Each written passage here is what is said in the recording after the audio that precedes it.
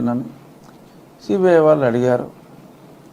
అడిగితే అవును, మా చిన్నాన్న బెంగళూరులో నా నివాసంలో నేను ఉండగా వచ్చి, షర్మిల నువ్వు కంటెస్ట్ చేయాలి, నేను జగన్తో మాట్లాడతాను అని చెప్తే, ఎందుకులే చిన్నాయన మనకి ఇవ్వరని చెప్పి ఆవిడంటే, కాదు నువ్వు అడ్డం చెప్పమాక, నువ్వు ఎట్టి పరిస్థితుల్లో పోటీ చేయాలి అని చెప్పి ఇన్సిస్ట్ చేస్తే, ఒకవేళ ఓకే నేను జగన్తో మాట్లాడతా, జగన్ నిన్ను అడిగితే నువ్వు నో చెప్పొద్దు అని చెప్పి నన్ను ఒప్పించి,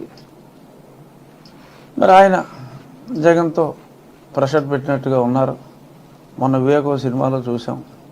మరి అదే పనిగా ఈయన టికెట్ అడగటం, మరి ఆయనకి కోపం రావటం అనే సంఘటనలో సినిమాలో చూసాం. సినిమాలో చూపెట్టినవన్నీ నిజం కాకపోవచ్చు, బట్ ఈ గూగుల్ టేక్అవుట్ కాల్స్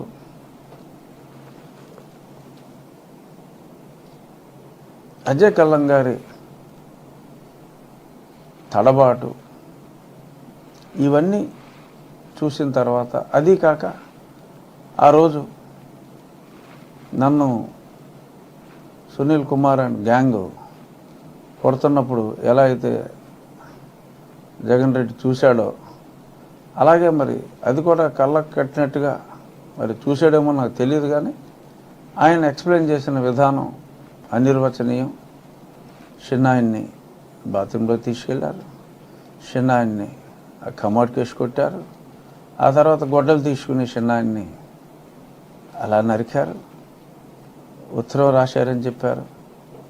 చనిపోయిన వాడు ఎక్కడైనా ఉత్తరం రాస్తాడా అని కూడా ఆయన ప్రశ్నించాడు. ఇదంతా కూడా చాలా అద్భుతంగా ఆయన వర్ణించిన తీరు కూడా, ఆ ఒరిజినల్ డైలాగ్స్ని కూడా వివేకం సినిమాలో చూపెట్టడం జరిగింది. సో అంటే మరి ఒక సంఘటనని పోలీసులు సీన్ రీకన్స్ట్రక్షన్ కన్నా ముందే అంత చక్కగా ఆయన ఎక్స్ప్లెయిన్ చేశాడు అంటే, మరి అది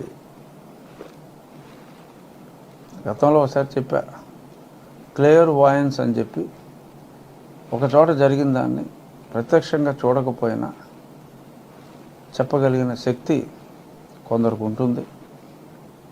అటువంటి శక్తి మనకు మహాభారతంలో ఎవరికి ఉంది చెప్పగలరా? సంజయుడు.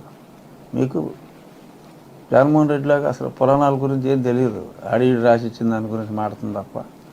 సంజయుడు కురుక్షేత్ర యుద్ధం జరుగుతూ ఉంటే ఏం జరుగుతుంది అక్కడ అనేదాన్ని